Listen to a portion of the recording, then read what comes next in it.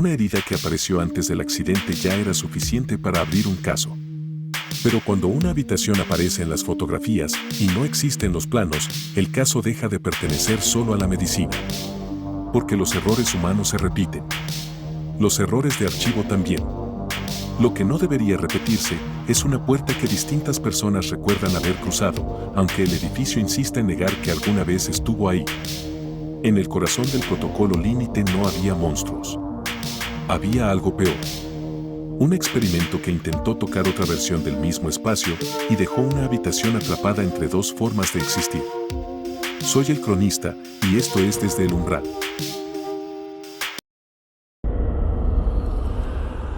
Cruza el límite donde todo comienza.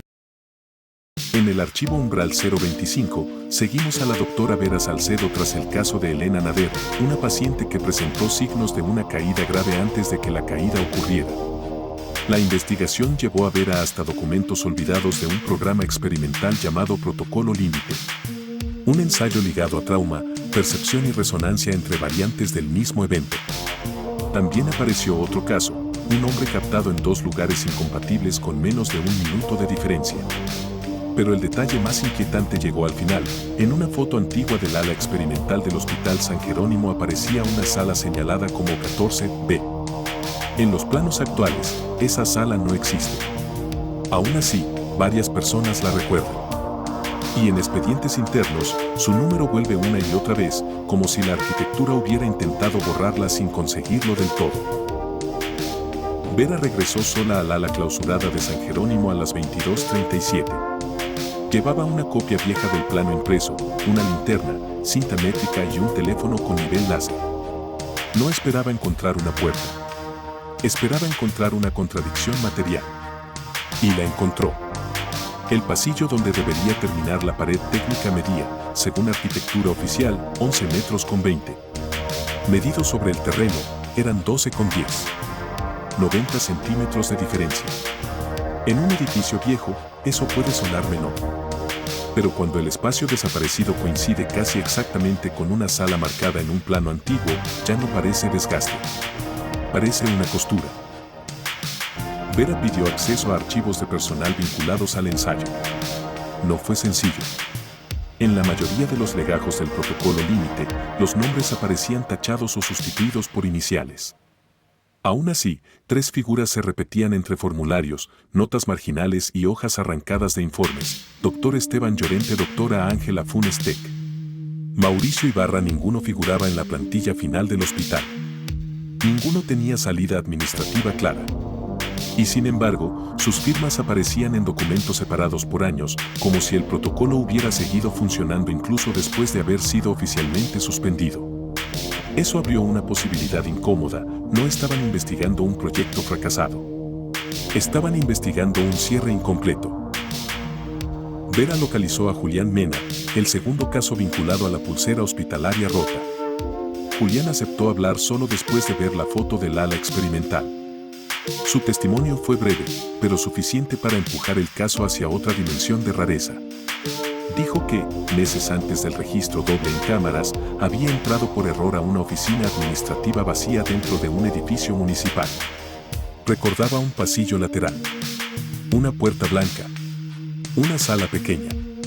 Recordaba con claridad algo más. Dentro de esa habitación, la ciudad sonaba distinto, más lejana. Como si la ventana diera al mismo barrio, pero con otro ritmo. Cuando Vera le mostró el número 14B, Julián tragó saliva y dijo sin dudar: sí, esa era. Esa misma noche, Vera recibió una llamada en su teléfono laboral. No entró por la línea principal del hospital. El identificador mostraba un número incompleto, imposible de rastrear en la central. Respondió esperando interferencia o una broma tardía. En cambio, escuchó su propia voz. No una imitación. No una grabación vieja. Su voz. Diciendo exactamente esto: no abras cuando la sala ya esté adentro. Luego un golpe seco, como una puerta metálica cerrando, y la llamada terminó. Vera reprodujo el registro 3 veces.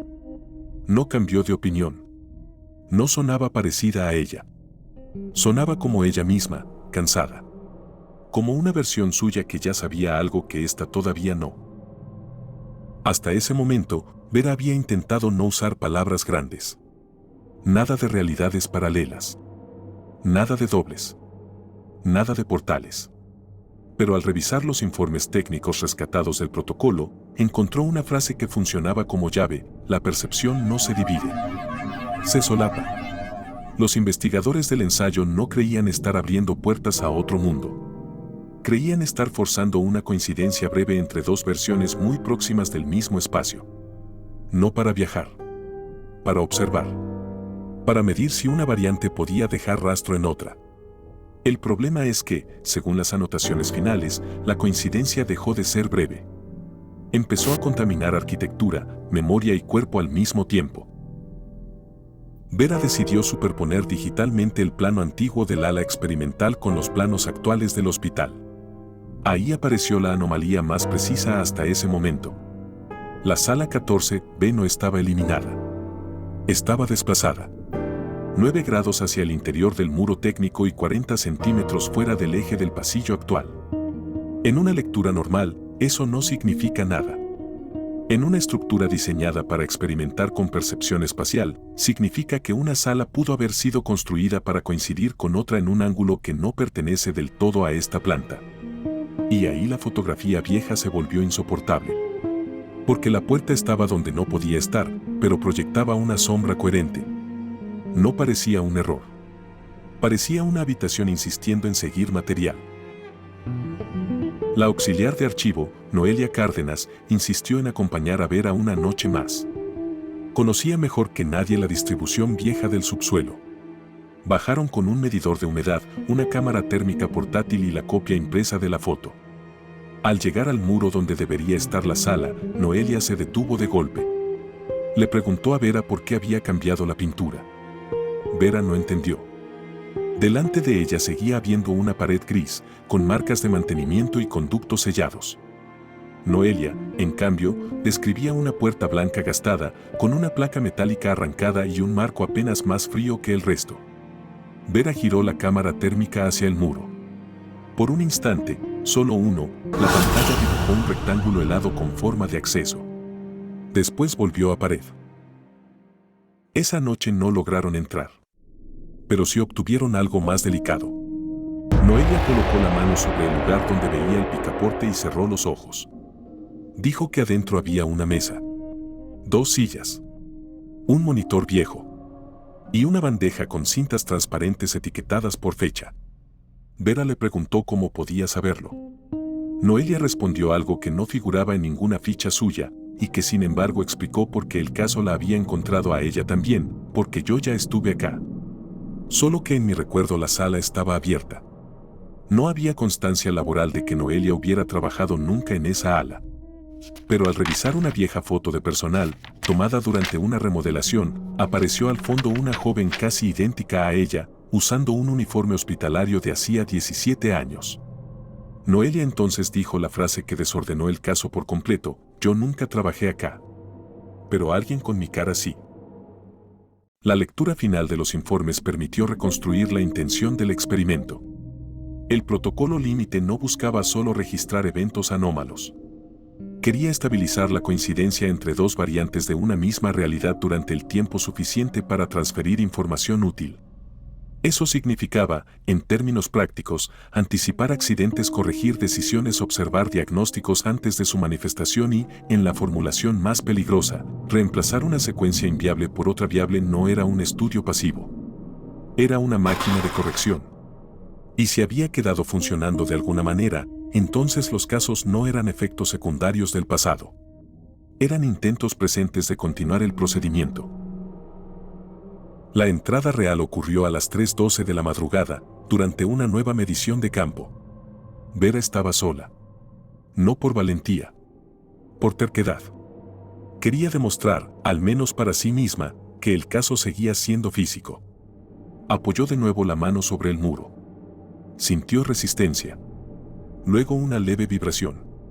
Después, profundidad. No una puerta girando.